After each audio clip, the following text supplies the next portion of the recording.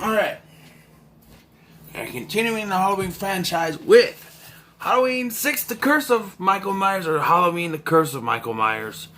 Or Halloween 666, or Halloween 666, The Origin of Michael Myers, or Halloween Electric Boogaloo, or Halloween, the one with the Thorn Curse, or Halloween, the one with two versions, or I don't know. As I've said before, I prefer the producer's cut to the theatrical cut of this movie. It actually feels like a Halloween film. Where in the theatrical cut, you got all these weird edits and stuff. And look at this. It's a VHS. If Walmart don't fuck that up by putting their sticker, you can't peel off the sticker, and it ruins the slip cover. See? Trying, it's not working. Damn it. I think they've learned. People have complained. Lately I have been seeing stickers on the outside. Inside, it was ruining these. It was ruining the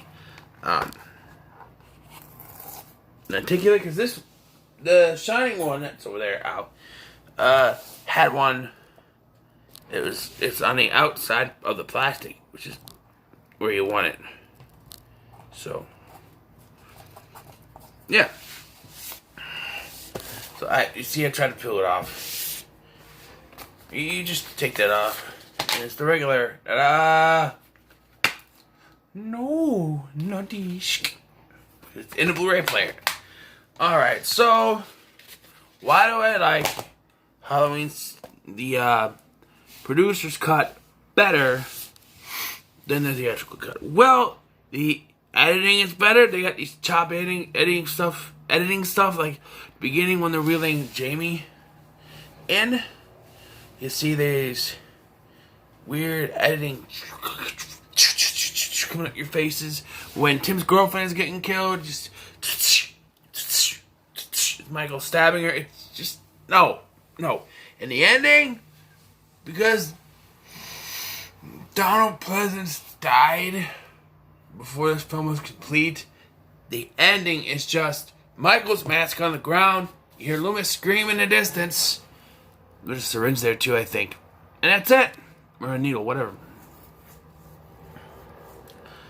Now, why is there two versions? Well, I'll explain. You see, the original version, which is the producer's cut, was tested poorly in a theater filled with, a screening filled with 14-year-olds. Why would you test it at 14-year-olds? They tested poorly, so they changed things. They added new music, like rock music or whatever, because it's the 90s, dude. And a different ending. And more edits, different strange, weird edits.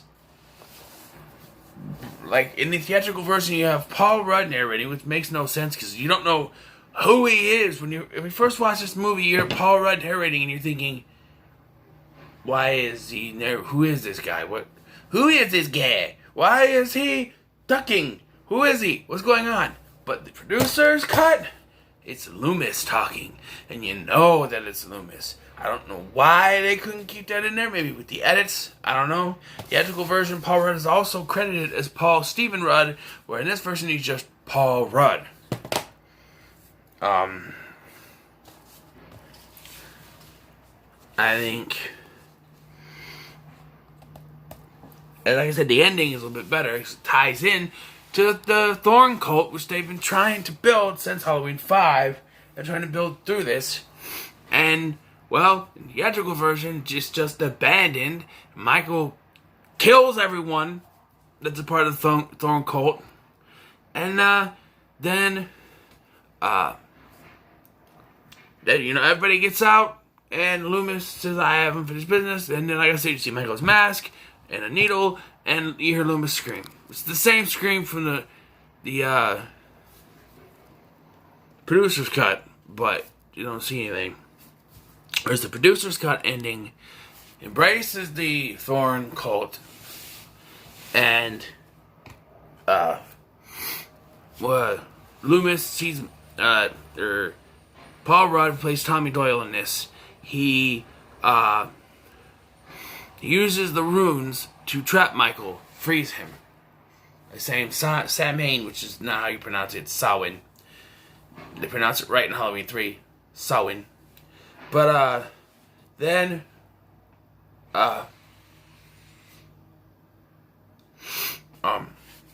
he goes to rescue Kara and Danny, and Loomis says he has unfinished business, and he goes back and he sees Michael laying there. He pulls the mask off, and it's Wynn. By the way, Terrence Wynn, who was in like one scene of the original Halloween,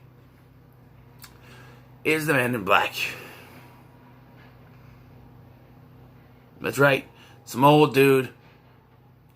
It's the Man in Black. As you notice, it's not a traditional review because I haven't done the good, the bad, or even the story. What's the story? Oh, the story is, all these years after Halloween 5, there's a new family living in the Myers house. They're Strodes.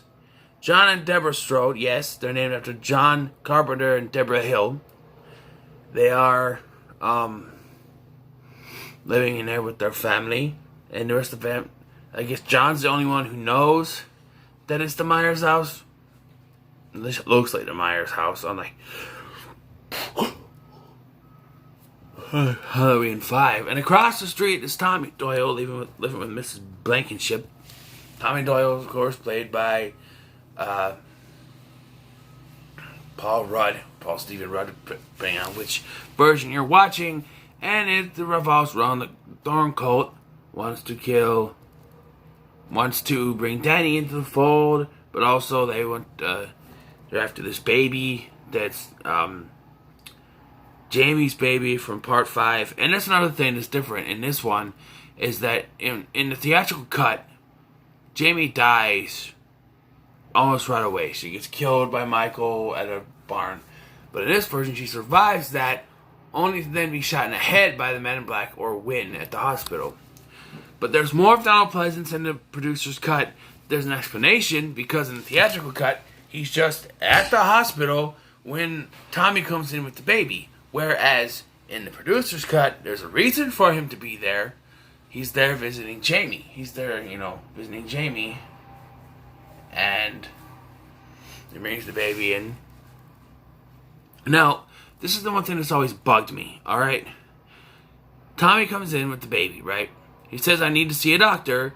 And they're talking to him, they're like, oh, sir, you need to wait. I need a doctor. When a guy comes in screaming that he needs a doctor, baby needs a doctor, you give him a doctor. You don't tell him, sir, you have to wait. I mean, come on.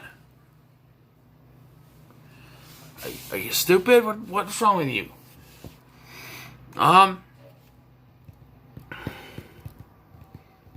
So, that's the story. What's good? Well, I kind of named something good. There's the kills, and that's the one difference that I like better in the theatrical than this one, is there's one kill. The character of John Strode, he's an asshole. He's, smacks his own daughter. Asshole. In the theatrical cut, when Michael electrocutes him, his head explodes. In this version, it doesn't. Producer's cut, it doesn't. It's the only thing I think is better in the theatrical cut, is that his head explodes.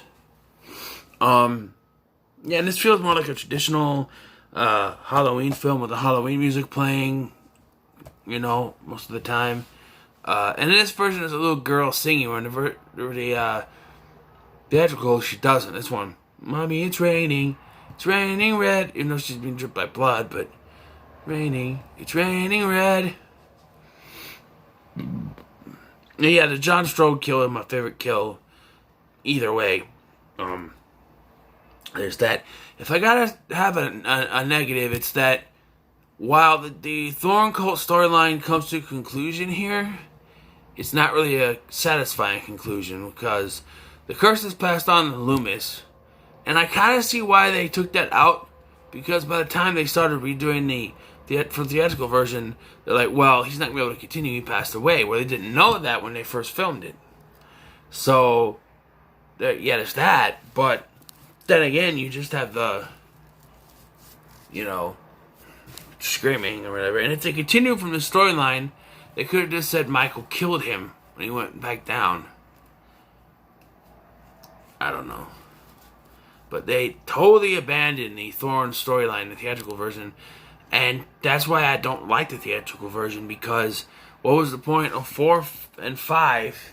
And 5 started introducing this Thorn cult with this tattoo on his hand and everything, and then just abandon it. That's why I like the producer's cut better. Much better. So, well, another thing that should be a negative is that there's a subplot where they try to get Danny to join that. It doesn't go anywhere because it gets passed on to Loomis. Like I said. See, and that would have been a satisfying ending. Loomis says, I have some unfinished business. He goes down, and they're in the car, right? And it's a thin cut, it's over. But then Danny looks down, and he's got the mark of Thorn on his hand. That would have been better. At least it carries the Thorn. And I know they got rid of the whole Thorn subplot with the theatrical version, but I don't know. I just think the producer's cut 50-cent charge if tape is not rewound. So I gotta rewind this before I take it back.